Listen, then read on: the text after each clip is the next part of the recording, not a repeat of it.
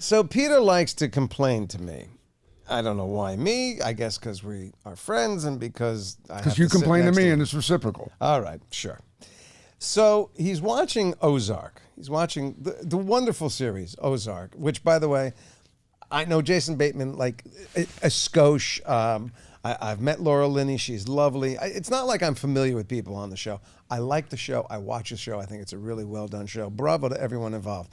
Peter will say to me 100 times over, ridiculous, stupid. You want to money launder? Why would you go to the Ozarks and open a strip club and a gambling boat? Please. Oh, sure. That's not going to draw attention. Really? No, really? Really? No, really? Really? You introduce No, our you guest. introduce No, it. you introduce our Where's guest. our show? He wasn't prepared. Direct you intro. weren't prepared. No, you're exactly right. I mean, we know who we have here, but you want to get it There right. you go. There you go. Sorry. I'm sorry. I didn't put it. Dr. Pope, let me just say, this man, that's it.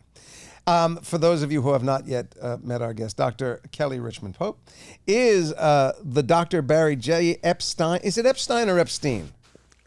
Epstein, endowed professor of forensic accounting at DePaul University of Chicago, Illinois, and a nationally recognized expert in risk, forensic accounting, and white-collar crime research. She's the author of Fool Me Once, Scam Stories and Secrets from the Trillion-Dollar Fraud Industry, which shows fraud in action and uncovering what makes perpetrators like Bernie Madoff, heard of him, and Elizabeth Holmes, heard of her, tick, and delves into why victims can be so easily duped. She also directed and produced the 2017 award-winning documentary, All the Queen's Horses, which explores the largest municipal fraud in the United States history. Welcome, Dr. Kelly Richmond Pope. Hello, hello. As far as Ozark, if we can start with that, am I right or am I wrong? He immediately draws attention to himself by going into a strip club and throwing money around. You don't know who the neighborhood is, who's talking to who. You haven't really figured out who knows who's doing stuff there. So you open yourself up for disaster, which, by the way, happened. You don't feel you're leading the witness with the way you've posed this question? I think I need all the help I can get. Let me repose it. Would going to the Ozarks and investing in a strip club bring immediate attention? And a riverboat, yeah. No, it doesn't. I think he did the right thing. I Wow. mean, when you think when you think about the 3 steps of money laundering, placement, layering, and integration, you have to find a cash-based business in a really remote area, because you think about those types of businesses don't question the money. They really don't. I mean, if you go and spend 10 grand of cash in a strip club, no one's going to question you. Mm-hmm. So no one was really going to question Marty when he went in and said, here's $100,000. I'm going to revamp this whole place, because they're like, okay. All right. See, from you, I listen. From him, I don't take it. Now I say thank you for pointing that out. Riverboat was a good escalation or stupid? Good escalation. I mean, it's, casino driven. There's a lot of cash coming in, coming out. No one's going to question when cash is being deposited from a casino. So it made sense to me.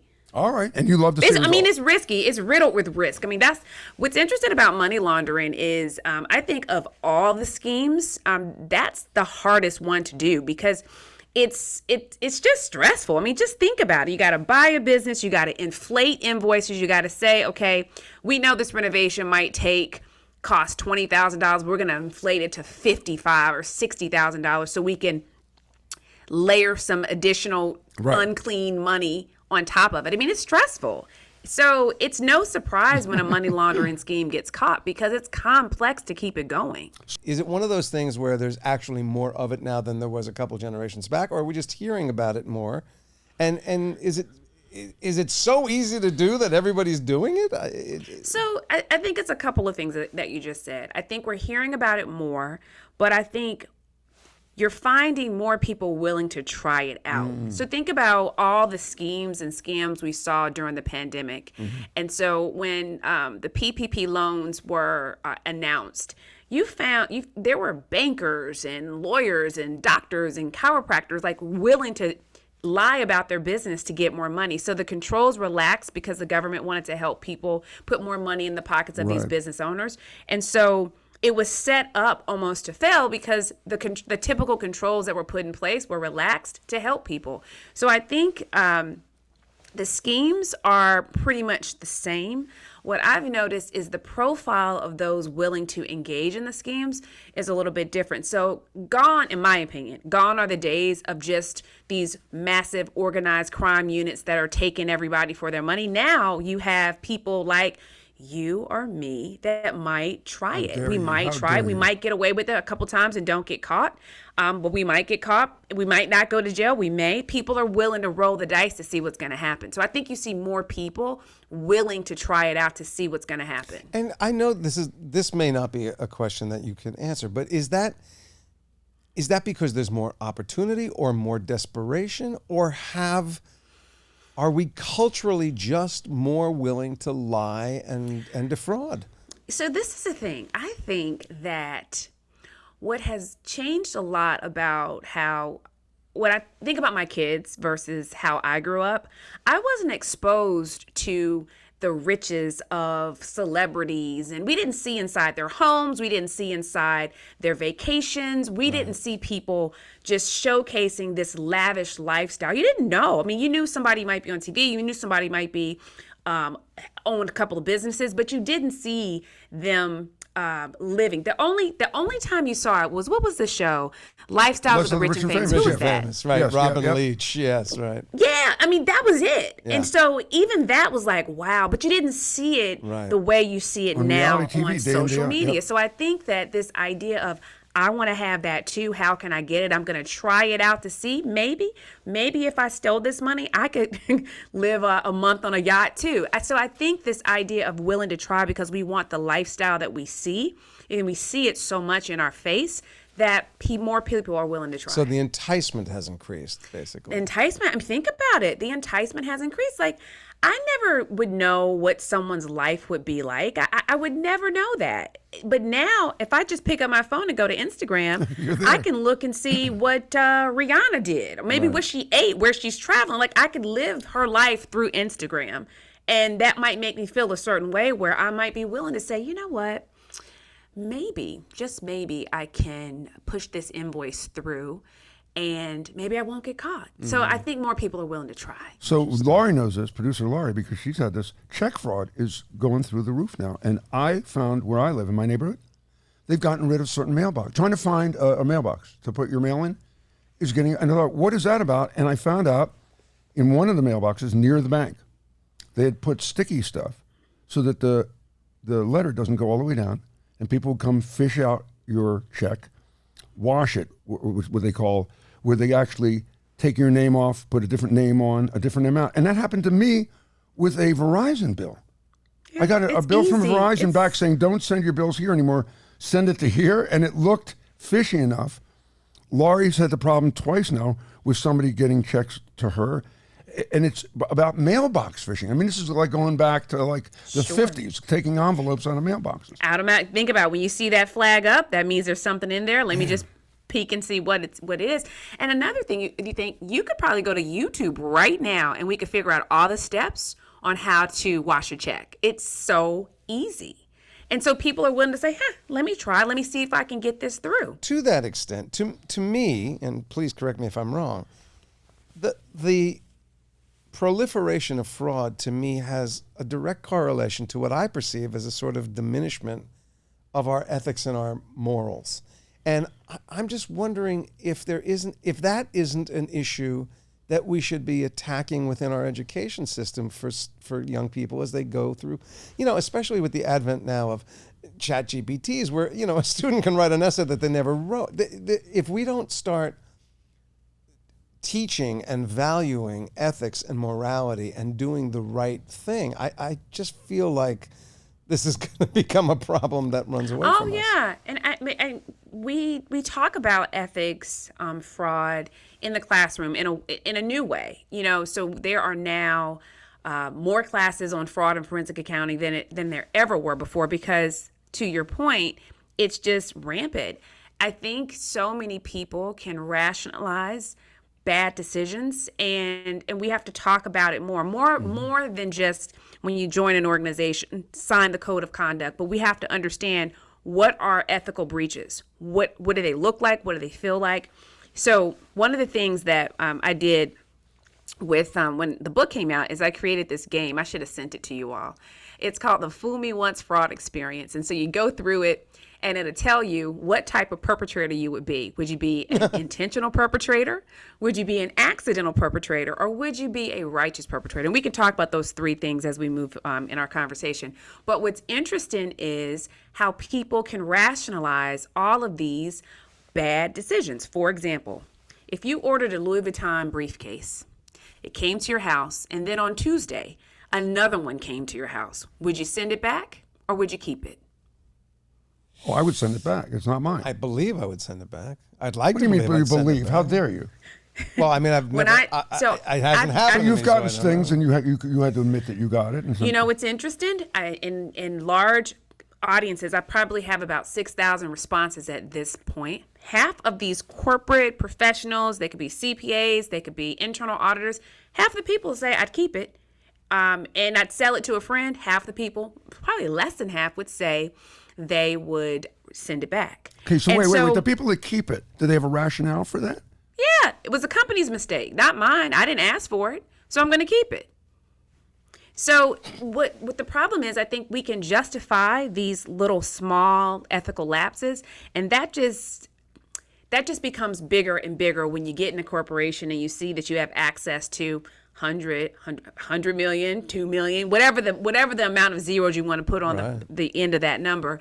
And with just an easy click of a pen, you can make a fraudulent transaction and you can justify it, especially if the end result is good news for your company. Makes it easy. Yeah, It well- makes it easy to rationalize why you should do Could it. you do me a favor at this point? Because I saw the documentary, and if people don't know this story, because it is one of the mind blower oh wows of all time, is the Rita Cronwell story because of who she is, her background, and what she was able to do, and the guts that she was able to have to do this, to perpetrate this crime. It's amazing. Yeah, so Rita Cronwell. So I did a documentary, it came out in 2017, still lives in the world today because it's so crazy. So Rita Cronwell was the city comptroller, the finance person in this small town called Dixon, Illinois. Dixon, Illinois has about 16,000 people. So we're talking about small town USA. And what she was able to do over a 20-year period was embezzle about $53.7 million in plain sight.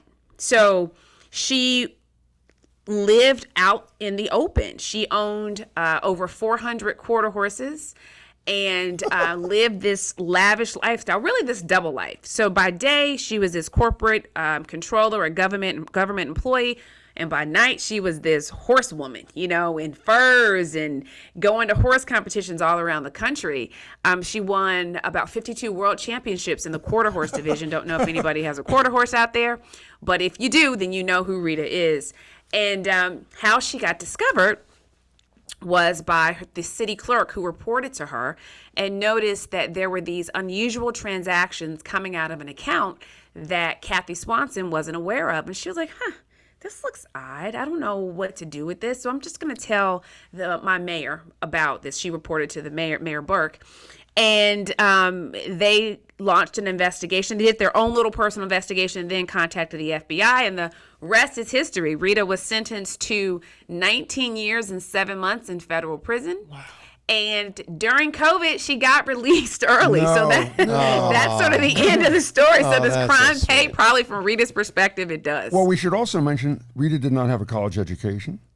Oh no, She was didn't. she was like an assistant when she started. She graduated from high school, started working for the city and this an apprentice type program, and she didn't have a top MBA. She didn't work on Wall Street. She just worked. She learned the system and knew the system so well. So yeah, she was able to take money. So not only was she scamming the city, but how did she account for it in her tax returns? Did she have two sets of books? Interesting. So one of the reasons why I always say everybody needs to take an accounting class is something that we talk about, like the first day in accounting is the accounting equation. Assets equals liabilities plus stockholders' equity. The interesting thing to your question is because financial statements have to balance, she was taking money out. So she had to put fraudulent transactions in to make those financial statements balance. So people were looking at lies when they were looking at the financial statements overall, if they knew what they were looking at. So this is why auditors tend to get in trouble, because the auditors come in and they say, okay, the financial statements reflect accurately what management or the leaders of an organization are saying. And so auditors get in trouble when fraud happens, because everyone says, well, why did you sign off that these financial statements were okay? So how Rita was able to get away with it is still shocking, because there were so many people that looked at the financial statements. So how she was able to execute the fraud was really simple. She just moved money from one account to the next. That's it. And because most people don't like talking about money, they don't care about accounting. When you find a person that is really good at managing the books, you sort of let them be, leave them alone. You don't ask a lot of questions. And so that's who Rita was. But the only, so it made it easy for her to steal the money. The other thing, though, that blows me away about this was the quarter horses, et cetera, her other life. But this town did not have that big an account.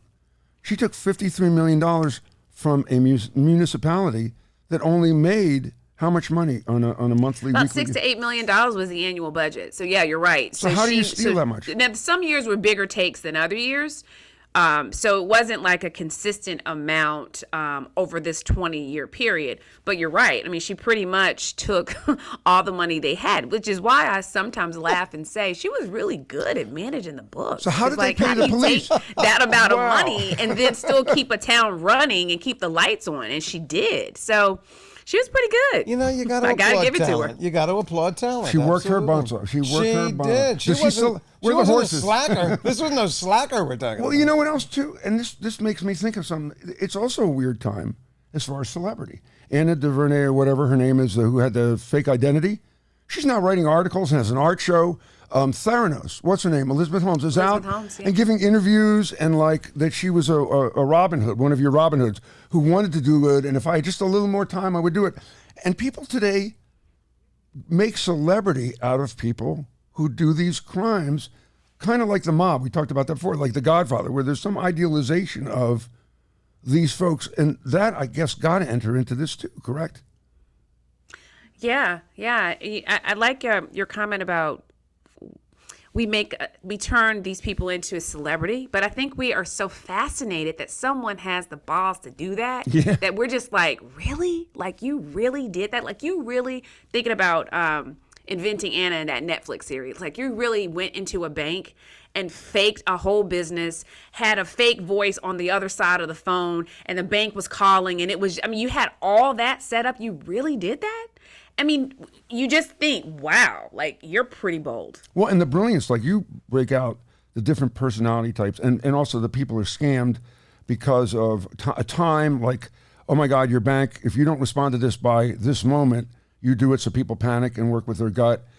Somebody like Renee knew what the buttons were with people, knew what to say, knew the background she had to put out that would make people want to hang with her and front her money. It was insane. Yeah, you know, what's interesting about a lot of scam artists, con artists, perpetrators, is they do know you, they know the behaviors, they know the system inside and out, so it makes it easy to be targets. So yeah, everything you're saying, I do talk about in the book. So yeah, you know what? it was a fun thing to do, fun book to write. Let's go back a step, because Peter's asking questions, but he's done a lot of reading on what you teach. So for the uninitiated, can you walk us very quickly through what you describe as the 3 types of fraudulent personalities, and also Sure. the most Okay. common not the specifics of the methods, but what kind of overall methodology they use to scam people with? Oh, sure.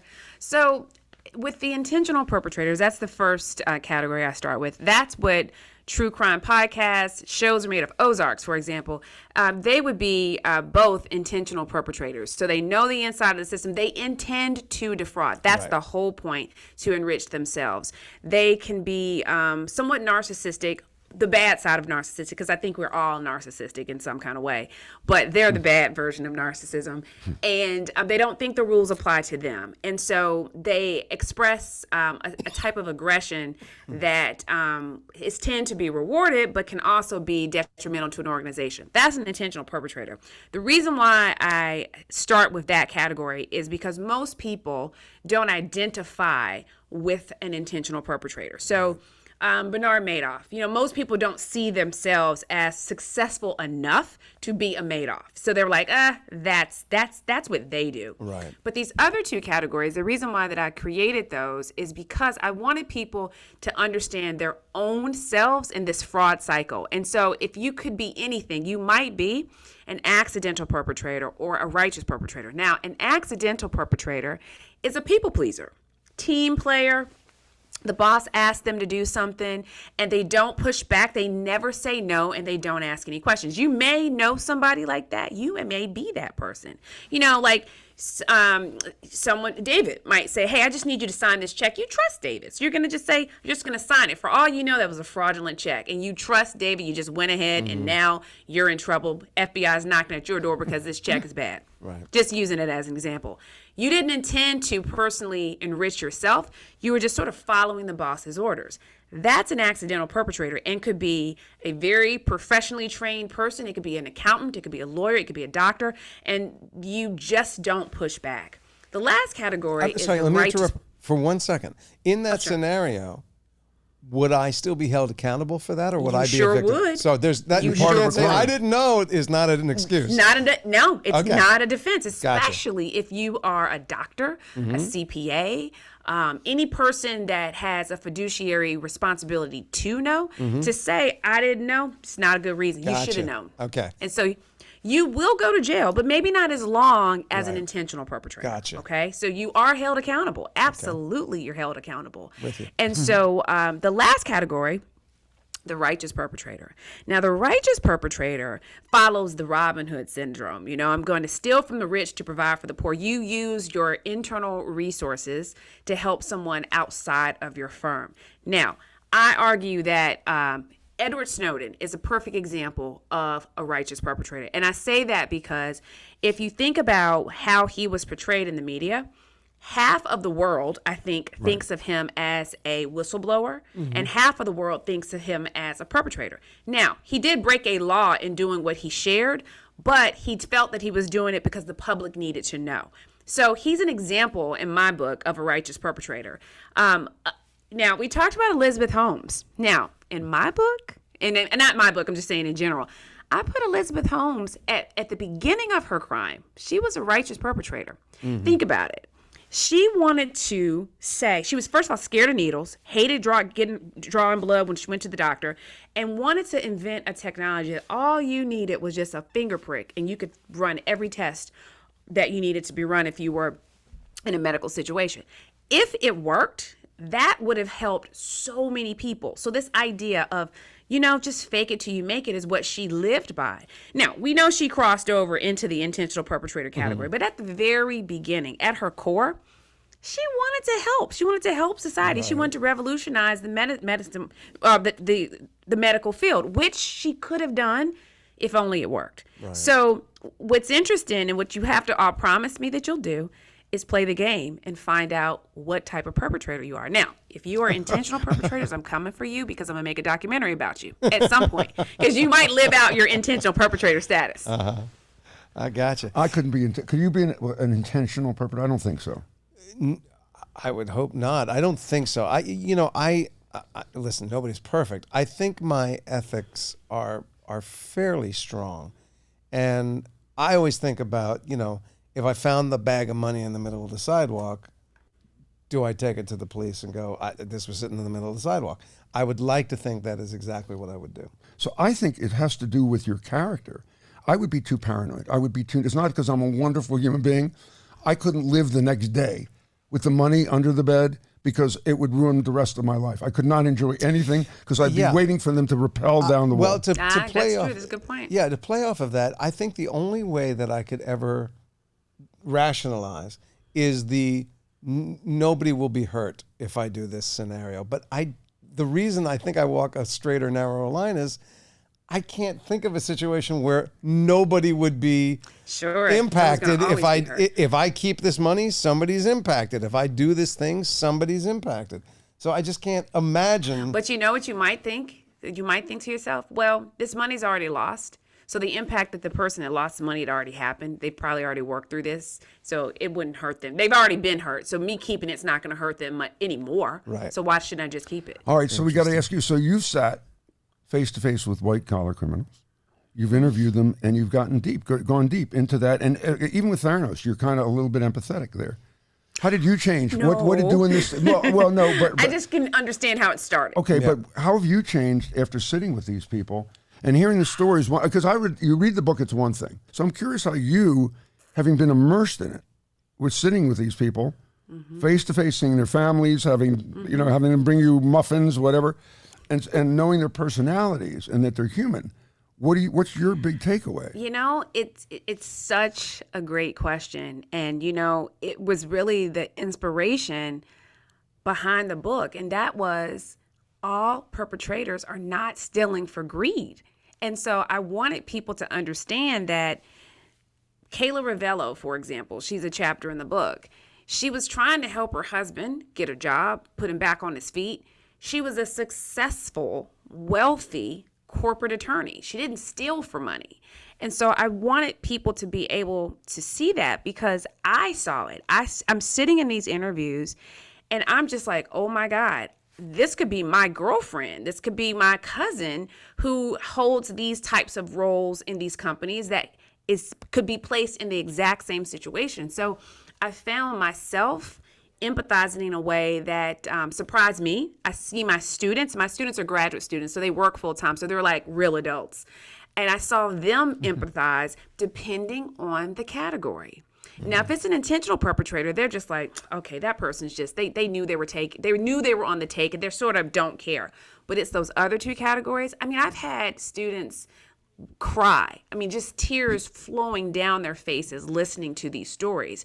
And it was those moments that made me say, I gotta figure out a way that people can see themselves in these situations and have a little bit more empathy. And perhaps that can make organizations set up different types of internal controls, set up different type of employee options when employees are experiencing personal stress. Maybe something can help prevent these kinds of situations even presenting themselves in the first place. So I've changed a lot, definitely. Do you have fraudar? Like you can What'd you tell say? fraudar, like you can meet a person and go, this person's capable. Some schemes are just obvious, but it's tough because people are charismatic and you sort of are attracted to that type of energy, like, great speaker, seems super nice, seems really interested in you and what you have to say, but they don't believe rules apply to them. You can pick up on it, but it takes a while. So I don't know. My fraudar could be, depending on the scheme, could be pretty spot on. Well, Sometimes I don't always trust myself. But you do sort of work with companies to help them diminish or spot fraud, correct? So what do you tell them to look for? What are they? And does that relate to what the average person should be looking for? I use a lot of the scenarios, and I use those scenarios as kickoff points. And when you start using a storytelling or a scenario-based approach, people start talking, and people start talking about, well, the policy didn't say this, so isn't it okay to do these things? And so things come out. People learn more about what the procedure says on paper versus how the procedure is actually executed in an organization. So there was one gentleman that in the book, we did a session together. We used to go around the country and do these sessions. I guess there are white collar crime sessions with companies. And so Nathan Mueller is, and I can't remember what chapter he's in. He's probably in one of the whistleblower chapters. And anyhow, there was a policy in his organization, which was we don't share passwords. Now, most of us know that it's not the safest thing to do to share your password with someone else, but we do it. And so the mandate from the C-suite was we never share passwords. That's not how we operate. We know it's a risk to do that. But in his group, what they decided to do was to share passwords. So if somebody was out, vacation, sick, you could log in as that person so you could keep getting your work done. You wouldn't have any delays. You could submit all your reports on time. Right. Well, because Nathan knew another colleague's password, it allowed him to go in and create checks under his name, approve checks under the colleague's password, and he netted $8.5 million with doing that. Wow. So what's interesting about going in and doing these types of workshops is people are able to pull out the flaws in their system. I used to do these hackathons with company groups. In a hackathon, hack your own system. So, you have to first create, this is a safe space. We're just brainstorming. If you were going to embezzle money from your company, how would you do it? And, it takes a little bit for people to get warmed up, but then the schemes that they can come up with, oh my God. I'm loving that. I want to be part of that. But what their schemes are showing are all the internal weaknesses inside that company. So then they can take this paper where we've written everything down, and they can instill new controls to close up some of those open holes. So it's cool. Fun, it's interesting, but people are very creative. I swear this is a real thing. Just before we started the interview with you, I got a message on my phone. It's a phone message. One second. Let me see if I can read it. Yeah, from Joliet, Illinois. And I'm going to read it. I'm not going to play it. I'm going to read it. Hi there. This call is for valued customers of Comcast Xfinity to remind that today is the last day to take advantage of our exclusive 50% discount offer on your account. In order to avail of this opportunity and save monthly bills, simply call us back at this number from 8 to 5. Thank you. I don't have a Comcast Xfinity account. And I get these all the time. I got calls at my home phone for months about the extended warranty on my car, and that I get messages about how my Netflix account is going to be suspended or my Amazon, and just click here to prevent it. Now, I know, I don't click on anything. I don't return anything. I don't block you sort of them. Want to just to go in? Yeah. You know, but what I want to know, really what I want to know is, how are people profiting from this? If I click, what would have happened? Do you know? Oh, yeah. So if you clicked, there may be a way to access your computer, maybe figure out a way to dial into maybe you've accessed your bank account. It could recently. open a portal for a virus. So many things. Never click. Never click. Oh my God. So there's, you think about, there's so much information about us online where someone could easily become you. So who knows, by you clicking and just knowing every website that you accessed over the past week could help build a profile. So when I call the bank, I could easily be you. I could have enough information to answer enough questions where I can break through all of those security questions that they ask, and boom, I can have access to your money. Dr. By the way, Jason, to make you sicker, but you can buy Jason's Social Security number probably for $3 on the deep web, right? $3.99 on deep web. They can buy your stuff. You don't and even if have you want someone, if you want to talk to somebody, if I sign it, it's more valuable. What is that? If you do what? Say that again. If you want to talk to somebody that can show you how to get on the dark web and show that it might even be 99 cents. Talk to Brett Johnson. He'll show you how to do it. Good night. I don't want to live in this world. It's what this does to me. The net of this is it makes me not trust anybody or anything. That's not good, right? How do we? Well, you know what, Jason? Until they've earned or you've earned they've earned your trust, you probably should. And that's why, Jason, the only person I trust is a guy in Nigeria who's sending me $2 million. That's the only guy that I trust. Well, you know what? I happen to know that guy, and I should say he knows me as well. Can you imagine if you're an honest guy in Nigeria and you're actually reaching out to somebody? No one's ever. Hi, you can't do it. You need to move. You need to move to another. Well, thank you for coming on. The book is wonderful. The movie, The Cronwell thing. I know that's part of your identity, but what an amazing story. And I will also say, if you would like to interact more with Dr. Pope, it's kellyrrichmondpope.com, and your fraud game or games are up on that website as well. Yeah, right? if you just go to that website and click games. I am going there tonight. And just for us, before we go, if you're on YouTube, I just got to tell you, Your dog was lying in the corner of your floor. I thought it was a stuffed animal. He was so well behaved. That is the cutest. I have a 15-year-old dog. I don't know how old that dog is, but that dog was so cute and so wonderful. And then eventually he got up and just went, I've heard this He's before. had enough. And he just, I heard about the crumb That's thing. Nigel. He's a Lakeland Terrier. He's 9. So he probably what a wanted something wonderfully from me. So cute- he was not supposed to be down here. Oh, so he I was just so- pretended though I didn't see him. Well, he pretended he didn't see you either. Oh, It was my gosh. really cute. If you watch this interview, just check out the left-hand corner. You'll see Nigel. Thank Dr. you. Pope, thank you so much, and please keep us safe. They're keeping us All safe. I can do is pray for you, Oh like my my grandmother would say. God. Hopes and thoughts and Wow. prayers. Again, that's all I got.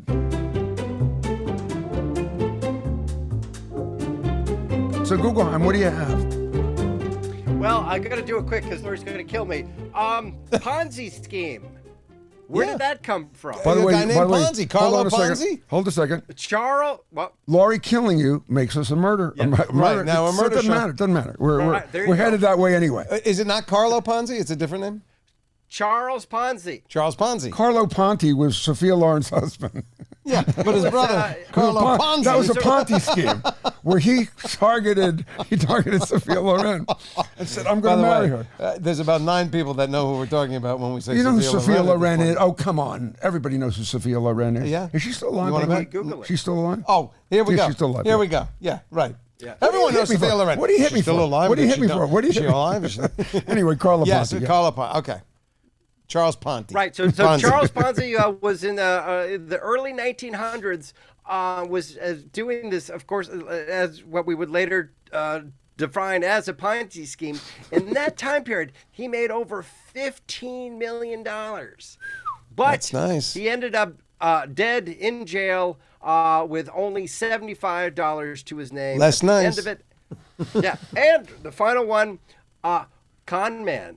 Where did that term come from? Confidence, a confidence man. You take someone into your, you supposedly take someone into your confidence, or you get into their confidence, and that's how you. Or was it begin to Earl skip. Confidence of Minneapolis? It was not Earl Confidence. Jason, you're correct, but it was a specific guy. There was a guy in the 1840s named William Thompson, and he would walk around New York City and he would approach strangers on the street with the question, have you confidence in me to trust me with your watch until tomorrow?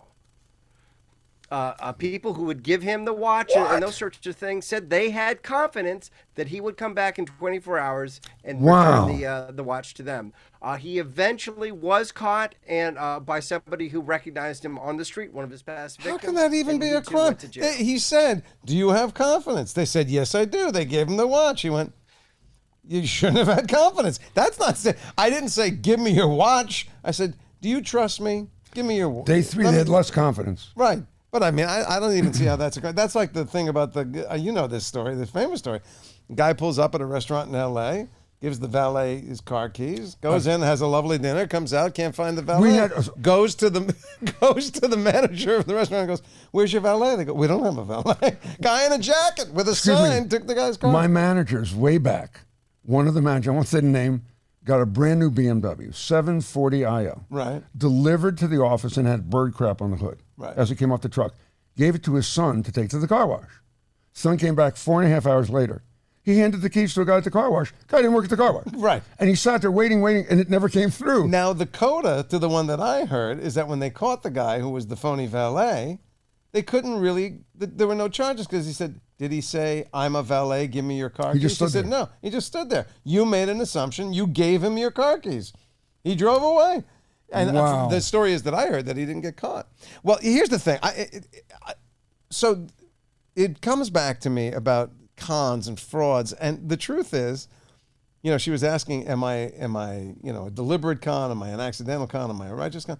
But in my business, there's conning all the time. I remember going to an audition for a Broadway show called The Rink, which was peripherally about a roller skating rink. And they said to me in the first audition, "Do you roller skate?" I said, "Yes, of course. Of course. I'm actually a pretty proficient skater." Never been on them in my life. The callback for the skating was going to be in 2 or 3 weeks. I went, "I'll figure it out. I'll figure it out." That's not fraud again because you're not hurting anybody. And I can also tell you that actors' headshots. Well, there was a time before the self-tape phenomena where you would call people into audition, which means you can only call a certain number because you have a certain number of hours in the day, where you would do that preliminary casting off of their photo, their headshot photo. So if you need a very specific type, I need a sort of a royal, regal-looking man or woman in their 50s, and you look at these headshots and you go, that looks right. And then they come in, and they're nothing like what's in that headshot. That headshot's from 20 years ago, or it was retouched to the point Now you're talking eHarmony. You've conned me into this You're thing. talking dating. Everybody I have ever met, and I'm not in the dating market, but that everybody on the dating market. But I don't know if that's fraud or if that's little It's white lie. misrepresentation for a desired outcome. I mean, you defrauded me when we did the AI episode, and you made me believe that Schwarzenegger was on the phone with me. No. I could hold you accountable. Laurie, is that fraud? No. That's you know what What that's is called? it? I'll tell you right now, and then we'll end the interview here. What? That's entertainment. Say goodbye. That's entertainment. Thank you. If you've joined us, we Yep. thank you. If you're not, I'm not thanking because you're not hearing us. And if you want to continue to be in touch with us, please go to our website, reallynoreally.com, where you can also tell us a really no really that you might have your own very self. If it's something that we use on the show, we will credit you, and we will send you something, a Gatorade, a hat. We'll send The something. clown. We have new episodes every Tuesday. You can catch us on the iHeartRadio app, or you can catch us on the Apple app, or wherever you get your podcast. There you And go. if you are watching on YouTube, please remember to like and subscribe. We'll be here every Tuesday. Thank you, David Guggenheim. Thank you, Laurie Crimmy. Thank you, Peter Tilden. I'm And David- pointing at you, the audience, and I'm saying Peter Tilden, but I really only value you. And David, if Laurie kills you, we will do a memorial episode in your Yes. name, and it will skyrocket.